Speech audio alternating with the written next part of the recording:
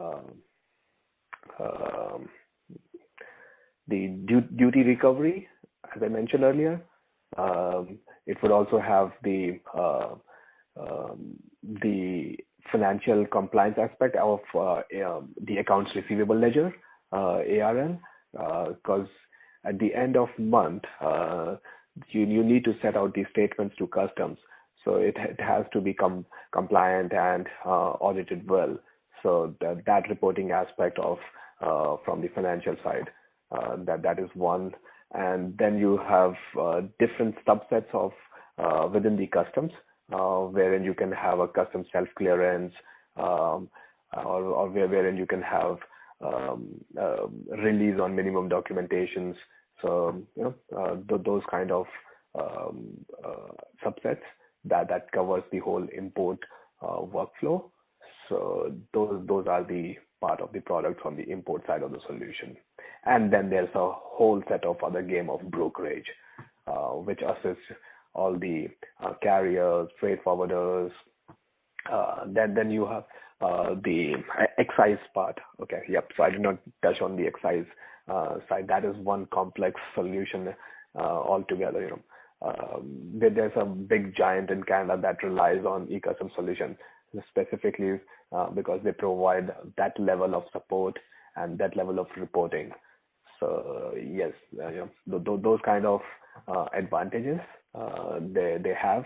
That's just because in terms of relationships, skill sets, and the sustainability since long. So yes, these are the factors on the importer side of the solution. What's the bigger market opportunity, the exporter type solutions or the importer solutions? I would say exporter, no doubt about it, because it's a globe altogether, right? Canada is a small market; it's a warehouse, and then there's a whole set of market apart from Canada. So yes, that's where the focus relies on. But again, you cannot forget the importer side. That was your bread and butter that you were brought upon. So yes, that is one thing that would go on parallelly. But if you need to expand, if you need to move into a space, then export side of the solution is where you should be focusing upon. Got it. Okay. And so it sounds like exporter, that's the bigger market opportunity. The vendors focused there first, and then e-custom and then Amber Road was the first to sort of move into the importer side, and now the others are playing catch up. Got it. So yeah. Yep. Got it. And I guess so. Why would a little bit of separate? Why would a customer choose e-customs over Amber Road or over Descartes? Like, what would be, I guess, what would be kind of the?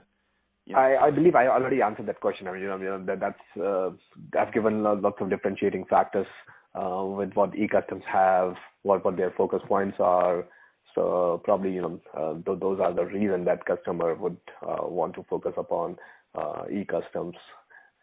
But again, if you talk about the upcoming technologies, and if clients, if providers like Amber Road or Descartes is able to provide more functionality in terms of like I mentioned, a real-time solution or a cloud-based solution, then definitely they would need to look out for it. Yep. And then can we just talk a little bit about the implementation time here as well? So it's our understanding that sometimes the implementation time is a few days, and sometimes it's as much as a few months. Can you just talk about why the range and what exactly is going on in that process? It all depends on your data, because how big the client is, how many employees are going to use it, how big their volume of shipments are. It depends on that part. So, and how complex the solution would be. So what all modules they would be implementing, like will they be going for a self-clearance? Will they be only be going for, let's say, excise duties or not? Or will they, those kind of things, that depends what implementation time would be. So for a simple client, let's say, the implementation time could be a couple of weeks, but on an average, it would definitely take from a month to a couple of months.